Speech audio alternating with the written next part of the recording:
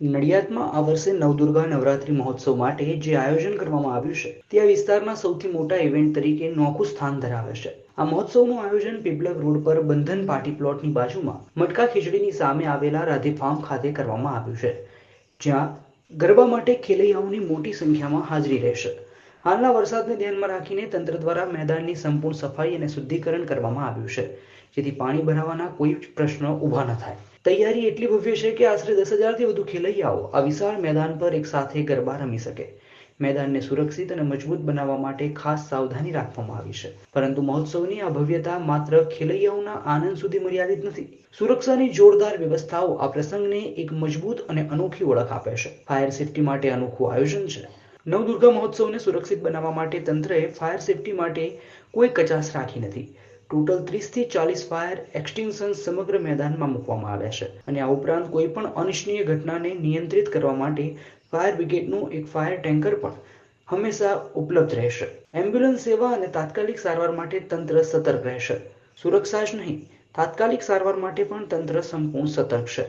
મહોત્સવ દરમિયાન કોઈ પણ અપ્રત્યાશિત આરોગ્ય ઇમરજન્સી માટે એમ્બ્યુલન્સ સતત હાજર રહેશે, જેથી કોઈ પણ પ્રકારની તાકીદની સારવારને પગલે તુરંત જ કાર્યવાહી થઈ શકે.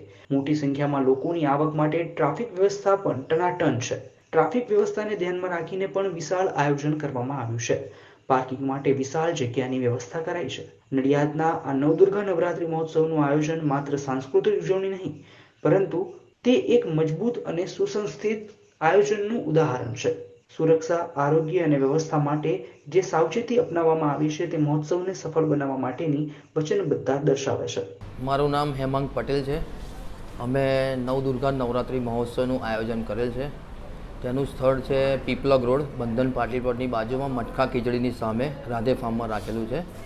એના માટે અત્યારે જે વરસાદનો માહોલ છે એના માટે અમારું ગ્રાઉન્ડ ટોટલી ક્લીન છે. એના માટે પૂરેપૂરી વ્યવસ્થા છે. અત્યારે ગ્રાઉન્ડમાં થોડું ઘણું પાણી છે, પણ એ બી અત્યારે નિકાલનું કામ ચાલુ છે. શ્રી પંકજભાઈ દેસાઈના નેતૃત્વમાં જે ગરબાનું આયોજન થઈ રહ્યું છે એના માટે પૂરેપૂરી અમને સપોર્ટ છે સાહેબનો. અને અત્યારે ગરબા ગ્રાઉન્ડમાં ઓછામાં ઓછા લગભગ 10,000 ખેલૈયાઓ રમી શકે એટલું મોટું ગ્રાઉન્ડની વ્યવસ્થા છે. પ્લસ કે એમને બેઠક વ્યવસ્થા, જેમ કે VIP ટેન્ટ, VVIP ટેન્ટ, બધા ટેન્ટની સુવિધા છે. ને જનરલ ચેર પણ આપણે 5,000થી 6,000 રાખેલી છે. એના માટે બધી સુવિધા રાખેલી છે. આમાં બહેનો માટે શું સુવિધા છે?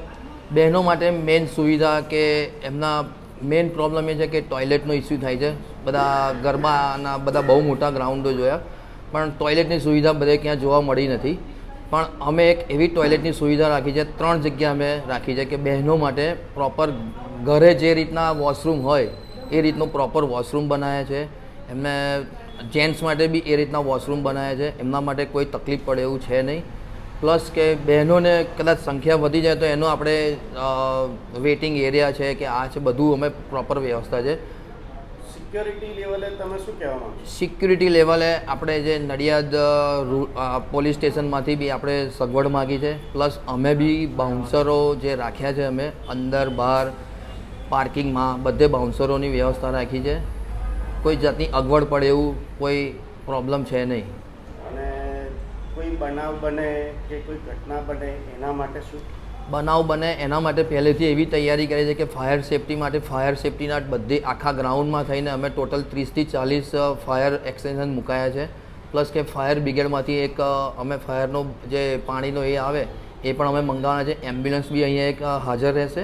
એના માટે ફૂલ વ્યવસ્થામાં અમે કોઈ કચાશ રાખીશું નહીં.